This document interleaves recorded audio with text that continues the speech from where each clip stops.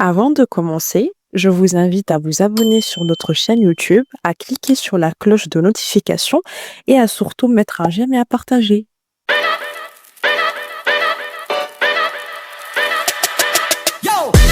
Bonjour, bonsoir à tous et à toutes. Bienvenue dans ce nouvel épisode du podcast de la team de Zéro. Avec vous, Francis à la présentation. Et aujourd'hui, je suis accompagné de Christian. Salut Christian. Salut. Comment se passe ta journée avec cette forte chaleur?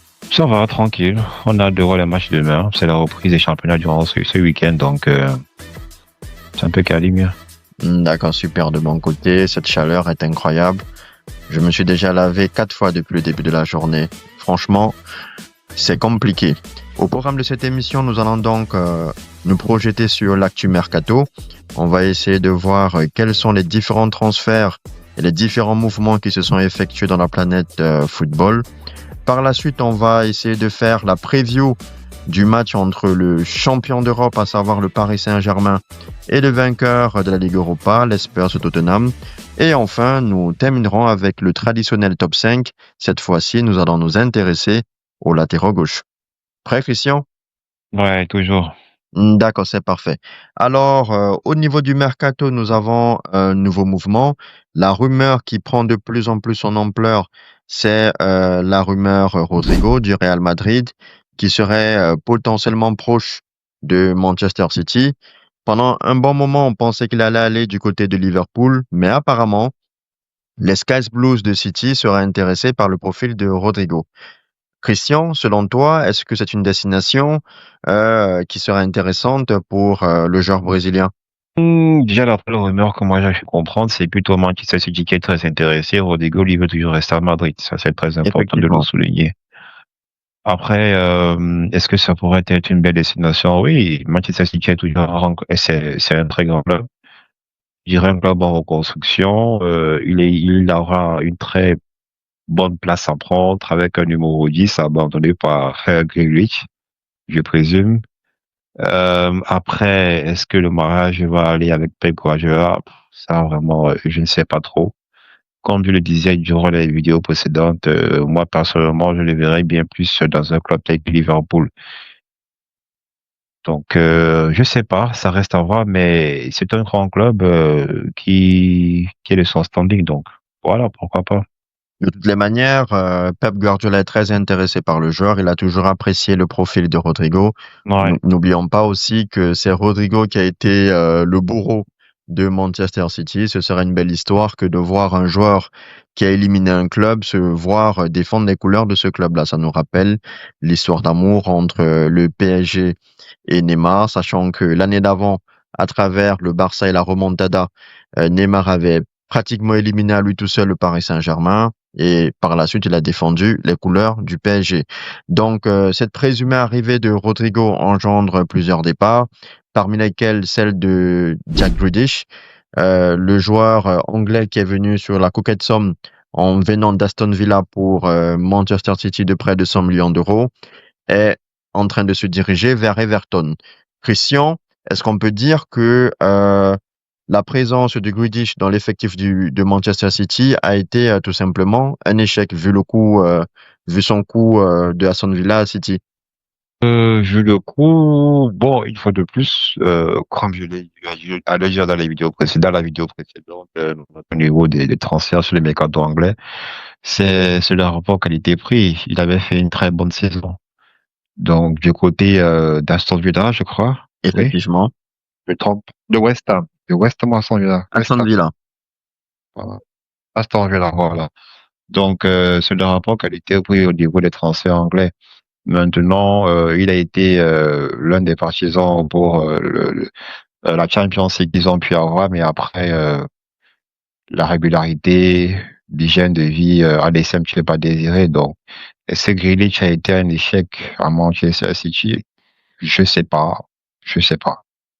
Mais je D'accord. crois que c'est plus une bonne chose pour lui d'aller à Everton que pour City, quand même. C'est-à-dire?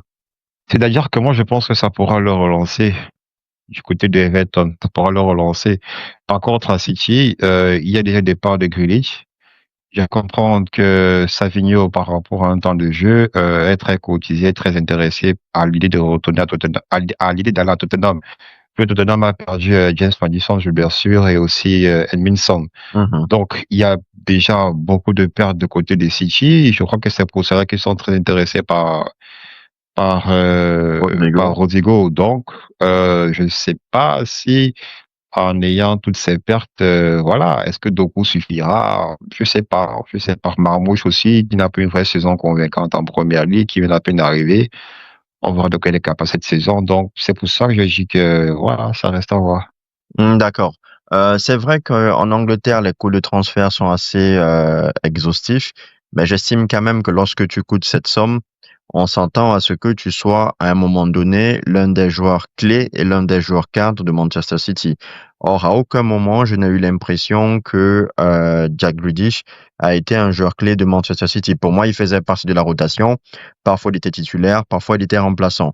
Quand je prends l'exemple d'un Riyad Mahrez, d'un Kevin De Bruyne ou d'un Rodri ou d'autres joueurs qui ont rejoint l'effectif de City, eux au moins à un moment donné, ils ont su prendre une place de titulaire indiscutable. Et lui, pour son cas, à aucun moment il n'a été titulaire indiscutable. Il a toujours été en ballottage contre Si, avec un autre joueur. Oui, vas-y.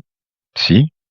Lors de l'année où ils ont gagné la Champions League, il est titulaire. Je Oui, vois personne mais qui je était veux dire, à sa je ne place. parle pas de titularisation sur une seule saison. Quand tu coûtes un tel montant et que tu signes pour plusieurs saisons, c'est pas pour être titulaire sur une saison. Ça veut dire qu'en termes de régularité sur le nombre d'années qu'il a fait à City, je trouve que en termes de ce qu'il a montré, ce n'est pas assez pour un club de l'ampleur de Manchester City. Donc là, on va passer à un autre point qui défraie la chronique, c'est la confirmation de l'arrivée de Lucas Chevalier, le gardien du LOSC de Lille, meilleur gardien de Liga, donc rejoint le Paris Saint-Germain. Et le board du Paris Saint-Germain a estimé que Chevalier est désormais le numéro un, ce qui signifie que Donnarumma, meilleur gardien de la Ligue des Champions, est donc obligé et relégué à être deuxième ou alors de partir du club.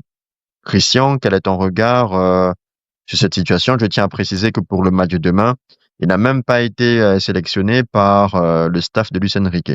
Quel est ton regard sur la rétrogradation de Donnarumma? Je prends conscience que c'est sur ces 6 derniers mois qu'il veut un peu augmenter sa valeur marchande, mais après, il y a eu beaucoup de critiques de la part du PSG pour ce qui s'est passé avec lui, mais c'est pas comme si Paris n'a rien proposé. Ils ont juste un peu revu leur politique salariale en fonction performante et il dit que non, donc Luis Enrique a voulu. Il a jamais voulu, tout comme certains joueurs. Donc, Lucas Chevalier, bon, est-ce que il fera mieux que Donnarumma? Là, on ne peut pas le dire tout de suite. Là, ça sera à très long terme qu'on verra bien. Tout ce que je sais de lui, c'est qu'il a un bon jeu au pied. Il avait fait quand même une bonne prestation en Champions League avec Lille. Donc, on verra bien. J'ai fait comprendre que Manchester City est intéressé par Donnarumma en cas de départ d'Ederson, mais pour moi, ça reste à voir parce que balle au pied, c'est pas encore du niveau d'Ederson. Donc, et de ce que recherche Guardiola. Mais avec les boards qu'Ederson fait depuis peu, je crois qu'ils ont besoin aussi d'un grand gardien. Maintenant, à voir. D'accord, je comprends ton point de vue. Je tiens à préciser que malgré le soi-disant magnifique jeu au pied d'Ederson, il n'en demeure pas moins qu'il a été responsable, ou bien c'est l'un des responsables de la saison catastrophique de City. C'est pas pour rien qu'ils ont préféré recruter un de leurs anciens gardiens. Une fois que j'ai dit ça, Oui, mais comme tu l'as dit, là, c'est sur une saison. Mais si tu oui, vois toutes les mais saisons je qu'Ederson veux a eu tout à simplement faire, dire par là que c'est pas le jeu de pied qui fait un gardien. Je crois que lorsque un gardien, sauf oui, que c'est le registre que recherchent des entraîneurs tels que Guardiola, Arteta, parce que même Arteta, euh, j'ai oublié l'ancien gardien d'Arsenal, Ramsdale, voilà. Il n'a plus voulu de Ramsdale, il a voulu Raya, parce que Raya, déjà l'Espagnol, il a un bon jeu au pied, tout comme Luis Enrique. Donc, ces coachs, il veut d'abord une première bonne relance. C'est pour ça que je m'appesantis au niveau de la relance dans le jeu de pied, en fait. Et c'est quelque chose que Lucas Chevalier là, contre Omar Donnarumma, même si durant les derniers mois, il a un petit peu. d'accord, je comprends. Si je te pose la question à l'heure actuelle où je te parle, ou bien même si tu prends en considération toutes les erreurs de Donnarumma, entre Donnarumma et Lucas Chevalier, qui est le meilleur? Ah, pour toi, il y a une hésitation. Entre Donnarumma et Lucas Chevalier, pour toi, il y a une hésitation. Si tu... Honnêtement, pour moi, une hésitation. Pourquoi? Parce que ce serait trop facile de dire que bah voilà, on a maintenant devoir gagner un chevalier et tout, parce que bon, entre guillemets, je suis parisien. Mais pourquoi une hésitation? Une hésitation, pourquoi? Parce que comme je l'ai dit, je ne veux pas juste retenir les 6 derniers mois de Justement, Donnarumma. dans ma Moi, je question, je regarde te dis, si tu prends l'ensemble. l'ensemble Et par donc de la rapport à la carrière, comparaison, oui, justement avec Lucas Chevalier, ça me paraît un petit peu difficile de faire la comparaison dans la mesure où Lucas Chevalier n'a pas été confronté, enfin, n'a pas eu de grosses rencontres de référence, si je peux dire, vu qu'il n'allait jamais loin en Champions League et donc, c'est pas numéro un. Voilà. Donc c'est ça que je suis en train de dire. C'est un pari sur l'avenir aussi. C'est pour ça que je t'ai dit tout à l'heure que, pour moi en tout cas, on ne peut pas savoir si Chevalier fera mieux que Donnarumma. Ça, c'est l'avenir qui nous dira. c'est pas la Parce que question là, que c'est je un t'ai pari posée. en Je te effet. demandais entre les deux, si tu considères, depuis que Donnarumma arrive au Paris Saint-Germain et depuis que Chevalier est devenu Chevalier, quand tu prends les deux gardiens, qui est le meilleur? Tout simplement. Bon, là, factuellement, je peux te répondre Donnarumma. Ah, Merci. si je m'appesantis sur les 6 derniers mois, tout simplement. Non, surtout depuis que Donnarumma est arrivé au Paris Maintenant, chaque Saint-Germain. entraîneur a ses critères. Non, j'ai compris. En fait, ce que je vais te faire comprendre, c'est que moi, je pense que par rapport à ces critères-là, chaque saison apprend quelque chose de plus aux entraîneurs. Pendant longtemps, Guardiola n'a pas voulu jouer avec un avant-centre. Il n'a pas gagné la Ligue des Champions. À un moment donné, il a été obligé de revoir ses priorités et il a pris Haaland. Pendant longtemps, il a voulu jouer avec un gardien qui n'avait pas de jeu de pied. Voilà. Et je crois que le fait qu'ils ont repris, je crois s'il s'appelle Trafford, à City, ce n'est pas uniquement pour son jeu de pied, c'est aussi sur sa capacité à pouvoir être bon au sol. Donnarumma, je suis désolé, actuellement, il n'y a pas match avec Chevalier. Que ce soit pendant les 6 derniers mois ou même quand il faisait des boulettes, il était déjà l'un des meilleurs gardiens du monde. Maintenant, moi, ce qui me dérange dans cette C'est affaire, normal. c'est même pas le fait qu'ils prennent Chevalier. Je trouve que le Paris Saint-Germain, dans cette histoire, fait un peu preuve d'hypocrisie. Je m'explique. J'entends beaucoup de personnes parler de la nouvelle politique de revalorisation salariale.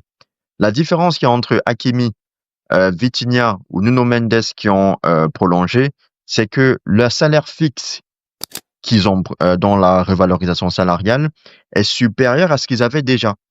Donc, ils ont augmenté la part fixe d'Hakimi, Nuno Mendes et de Vitinha et ils ont réduit la part et ils ont augmenté aussi la part des variables.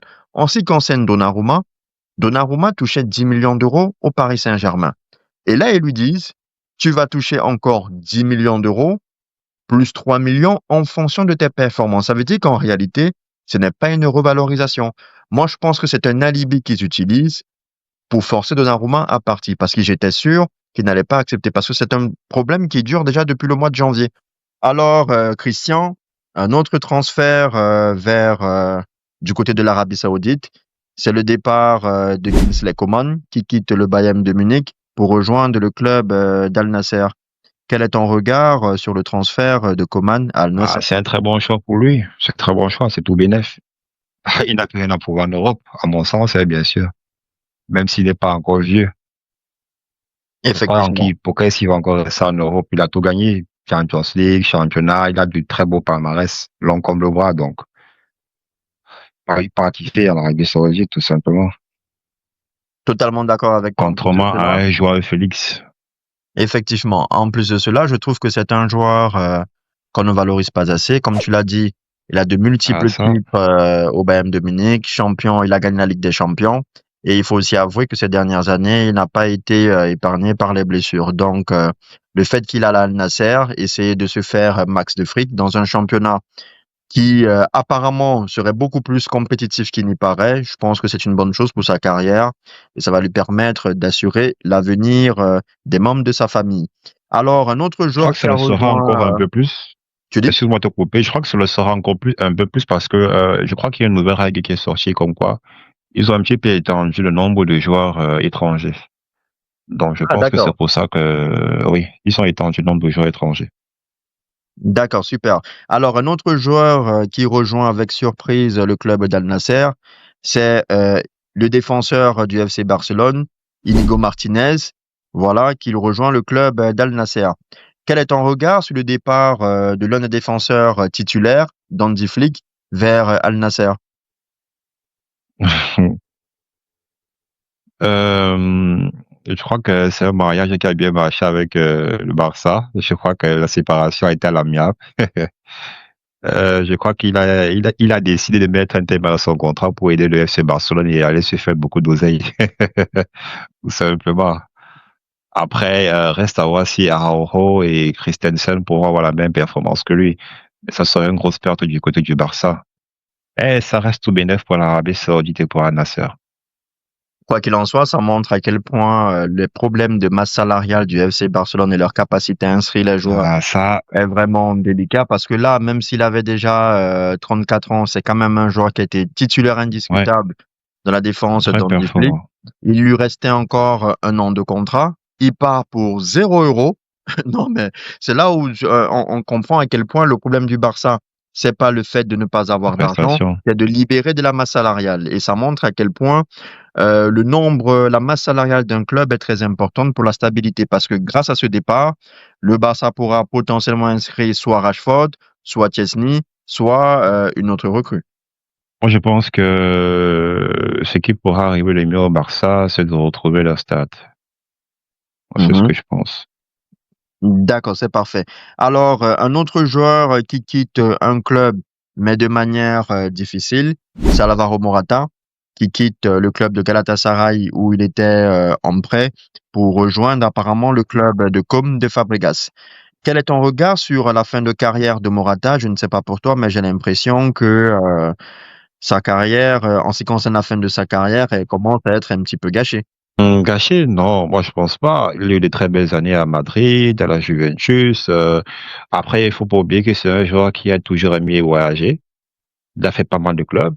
Real, Juventus, Milan, Chelsea, Galatasaray. Donc voilà, moi personnellement, ça me surprend pas. Donc je pense que c'était tout bénef pour Com, qui ne cesse de faire des recrutements assez surprenants, mais pour faire gagner un petit peu plus en expérience son effectif.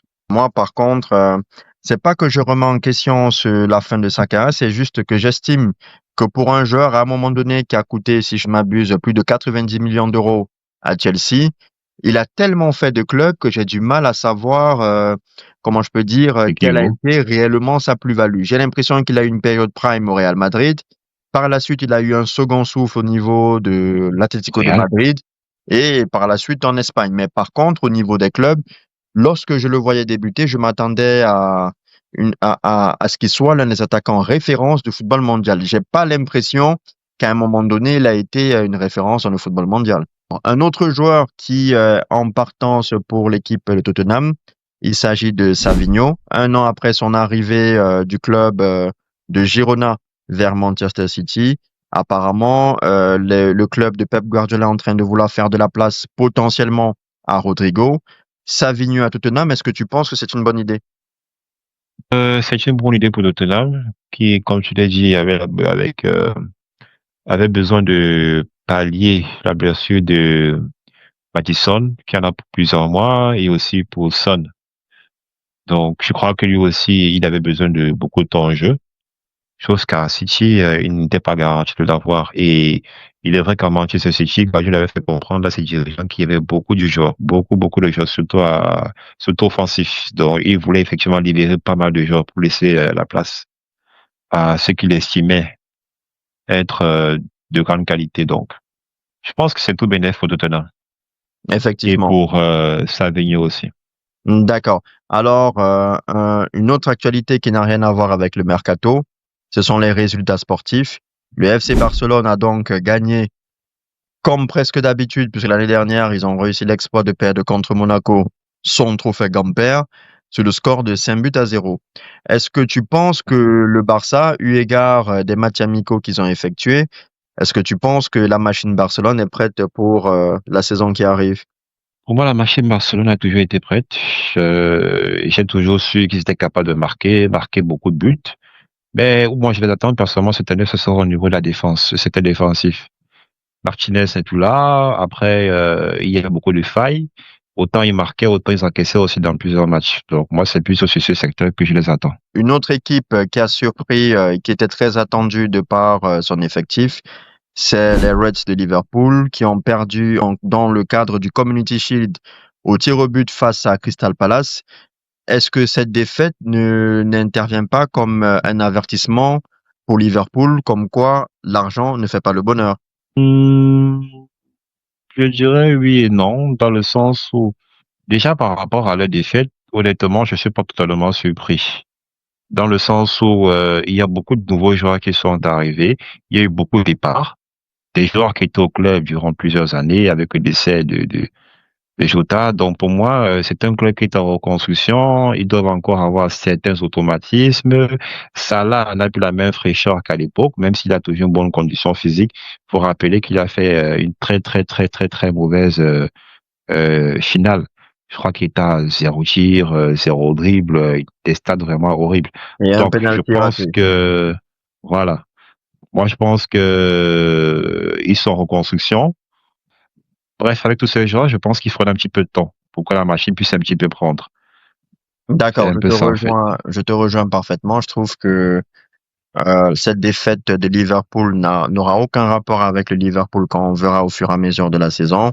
En outre de cela, généralement, l'équipe qui gagne le championnat d'Angleterre, généralement ne remporte pas le Community Shield.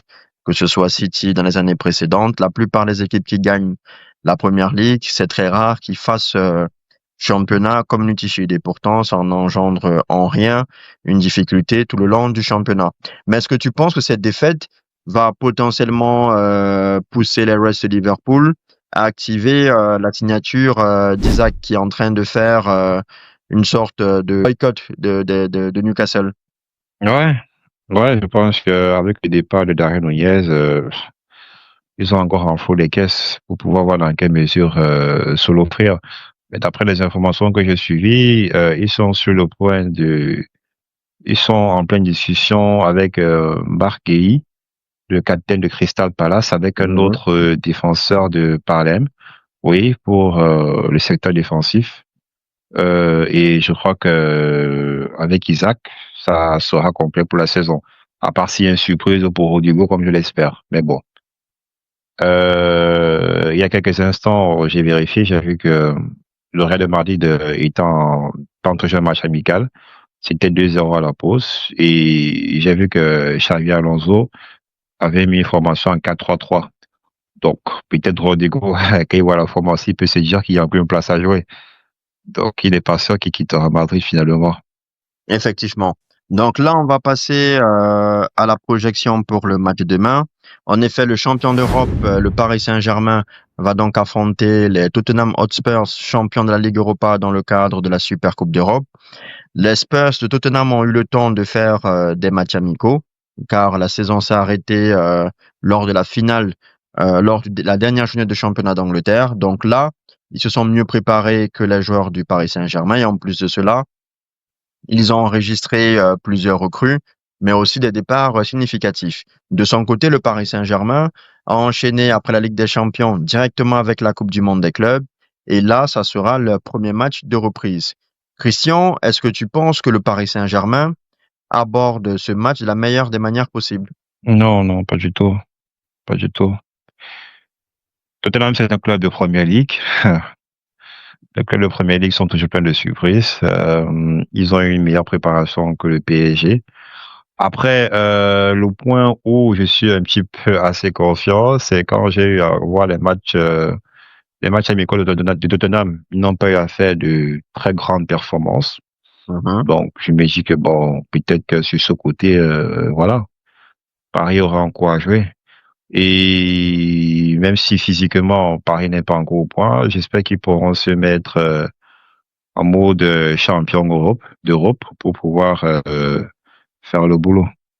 D'accord. Moi, je pense que ça sera un match assez difficile. C'est vrai que, comme tu l'as dit tantôt, Tottenham, dans les matchs de préparation, ils n'ont pas montré une très grande prestation. Au contraire, j'ai l'impression qu'on se dirige comme l'éternelle chanson, toujours cité parmi les outsiders. est toujours autant décevant.